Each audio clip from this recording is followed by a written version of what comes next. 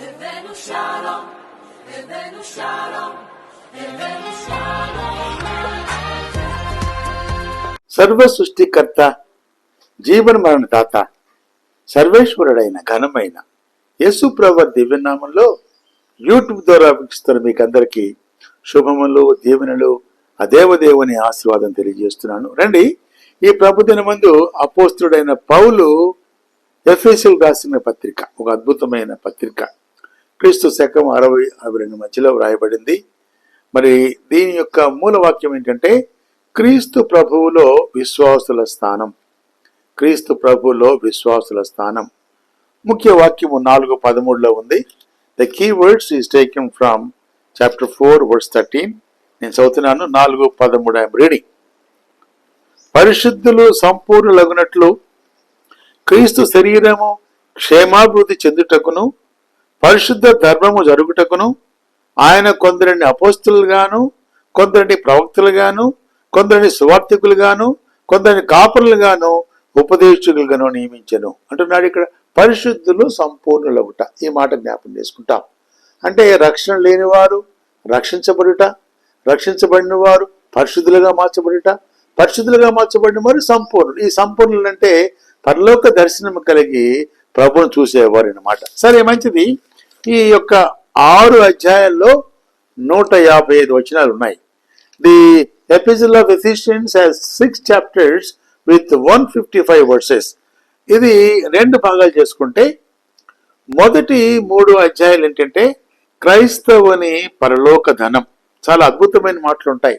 ఐశ్వర్యము, కృప, మహదైశ్వర్యము. కాబట్టి పరలోక ధనము దాచబడి ఉన్న పత్రిక ఎఫెసీ పత్రిక. క్రైస్తవుని పరలోక ధనం 4-6 అధ్యాయాల్లో ఆ క్రైస్తవుని భూమి మీద నడక. ఒకటేమో పరలోక ధనము, రెండవదేమో ఆ ధనము సంపాదించుకోవాలంటే భూమి మీద ఎలా జీవించాలి. కాబట్టి 2 భావాలు ఉంటుంది. తర్వాత ఏంటంటే పౌలు గారు తన 2వ మిషనరీ ప్రయాణంలో ఎఫెసులో ఈ పత్రిక రాశాడు. అపోస్తల కార్యం 18-19 చదవచ్చు మాట. ఒకప్పుడు మహిమగల సంఘంగా ఉండింది ఎఫెసీ సంఘం. ఆ తర్వాత మొదటి ప్రేమను పోగొట్టుకుంది. ప్రకటనలు కూడా చూడవచ్చు మనం. ప్రకటన 2:4 కూడా మొదటి ప్రేమను పోగొట్టుకున్న సంఘము ఎఫెసీ సంఘం. తర్వాత పాత నిబంధనలోని యెహోషువ గ్రంథానికి సమకాలీనంగా ఉంటుంది. హెబ్రీయులకు మరి కానానులో భూలోక దీవెనలు ఎలా ఉన్నాయో యెహోషువ రాస్తాడు. అయితే ఇక్కడ ఏంటంటే భూలోకంలో క్రైస్తవులకు పరలోక దీవెనలు, ఈ 2 కూడా అంటే యెహోషువకి అనుసంధానంగా ఉంటుంది పత్రిక. సరే, దీంట్లో ఏంటంటే సంఘం గురించి అద్భుతమైన మాటలు రాయబడ్డాయి ఎఫెసీ పత్రికలో. నేను వేగంగా చెప్తాను. సంఘం అంటే క్రీస్తు శరీరము, మొదటి అధ్యాయము 22-23 ఉంటుంది. సంఘం అంటే దేవుని నివాసం, రెండవది 2:26. సంఘం అంటే పెండ్లి కుమార్తె, 5:25.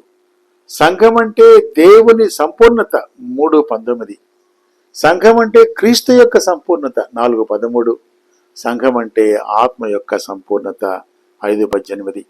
కాబట్టి ఈ యొక్క అంటే సంఘం అంటే శరీరము, నివాసము, పెండ్లి కుమార్తె, దేవుని యొక్క సంపూర్ణత, కుమారుని యొక్క సంపూర్ణత, ఆత్మ యొక్క సంపూర్ణత. కాబట్టి ఈ 6 అధ్యాయాల సారాంశాన్ని ఒకవేళ ఎఫెసీ పత్రికలో చాలా చక్కని మాటలు ఉన్నాయి. అంటున్నాడు, కృపచేత రక్షించబడ్డాము.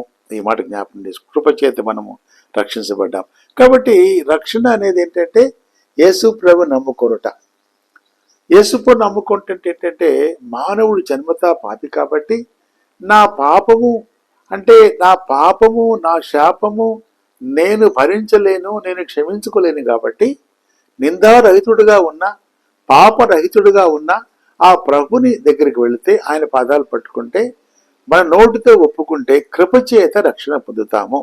ఆ మాట మరలా జ్ఞాపకం చేస్తూ ఉన్నాను. సరే, దీనిలో ఉన్న అద్భుతమైన మాటలు ఏంటంటే ఇది చాలా మర్మగర్భితమైన పత్రిక. చెప్పాలంటే తన చిత్తమును గూర్చిన మర్మము 1:9 ఉంది. తర్వాత క్రీస్తు ప్రభువును గూర్చిన మర్మము 3:4 ఉంది. సంఘమును కూర్చిన మర్మము 5:32 ఉంది. సువార్తను కూర్చిన మర్మము 6:19 ఉంది. కాబట్టి దీనిలో ఎక్కువగా వచ్చిన మాట కృప కృప కృప కృప. కృప చేత రక్షించబడ్డాం. ఈరోజు మనము ప్రేమను మించిన దేవుని కృపను పొందుకున్నాం కాబట్టి శిక్షించబడకుండా మరణించకుండా జీవిస్తున్నాం. ఎందుకంటే ఆయన కృప వల్ల. కృప అనే పదము 12 సార్లు వస్తూ ఉంది దీంట్లో. నేను చెప్తాను. 1, 2, 1, 4, 1, 7, 1, 9, 2, 5, 2, 6, 2, 8, 3, 2, 3, 7, 3, 11, 4, 7, 6, 24. ఇది అద్భుతమైన పత్రిక, ఎఫెసీ పత్రిక.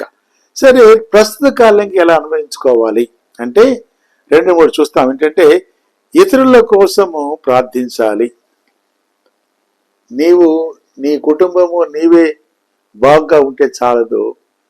నీ పక్కన వారి కొరకు, నిన్ను ప్రేమించే వారి కొరకే కాకుండా ద్వేషించే వారికి కూడా అదే ప్రభు నేర్పించింది. నీ శత్రువులను కూడా నువ్వు ప్రేమించాలి. తర్వాత ఏంటి, 2 విధాలుగా ఉంటుంది ప్రార్థన. అంటాడు, వారి నిమిత్తము దేవునికి స్తోత్రము చెల్లిస్తూ వారికి జ్ఞానము కలగాలని నిజమైన నిరీక్షణ కొరకు ప్రార్థించాలి. 1, 15, 19. రెండవది ఏంటంటే అంతరంగంలో బలం పొంది దేవుణ్ణి ఆరాధించేవారిగా ఉండాలి. 3:14 ఉంది. కాబట్టి ఒకటి ఏంటంటే ఇతరులను ప్రేమించాలి, నెంబర్ 1. రెండవది ఏంటంటే ప్రేమలోనూ క్రీస్తు ప్రేమలోనూ సంపూర్ణ మగునట్లు సమాధానముగా జీవించాలి. ఈ రోజుల్లో అన్నీ ఉంటాయి, గృహంలో సమాధానం ఉండదు. అన్నీ ఉంటాయి, సంపాదన, స్వాస్థ్యము అన్నీ ఉంటాయి. అయితే ఈరోజు ఒకవేళ సమాధానము లేకుండా బాధపడుతున్నావా? సమాధాన అధిపతి, సమాధాన కర్త, సమాధానం ఇచ్చు దేవుడు, నిన్ను నన్ను సమాధాన పరిచిన దేవుడు, నీ కొరకు నా కొరకు సమాధాన యాగం చేసి రక్తము చిందించిన దేవుణ్ణి ఆ ప్రభు నమ్ముకుంటే చెప్పసఖ్యము గాని సమాధానము నీ కలుగుతుంది. చివరిగా అంటాడు, ఈ లోకంలో సాక్షులుగా ఎలా ఉండగలము? సైతాను ఎదిరించడానికి క్రీస్తు ప్రభు యొక్క సర్వాంగ కవచం ధరించుకోవాలి. 6వ అధ్యాయం 10-18 వరకు ఉంటుంది. కాబట్టి ఈ యొక్క 4 బాధ్యతలు ప్రస్తుత కాలానికి అన్వయించుకోవాలి. ఇతరుల కొరకు ప్రార్థించాలి, నెంబర్ 1. తర్వాత ప్రేమలోనూ క్రీస్తు ప్రేమలోనూ సంపూర్ణంగా ఉండాలి, సమాధానంగా జీవించాలి. ఈ లోకంలో సాక్షులుగా ఉండాలి. నీవున్న గ్రామంలో, నీవున్న ఆఫీస్లో, నీవున్న కాలేజీలో, నీవున్న ఏ పరిస్థితి ఉన్నా సరే అక్కడ నీవు క్రైస్తవుడు, క్రైస్తవురాలు అనే ఒక ముద్ర, సాక్ష్యం కలిగి ఉండాలి.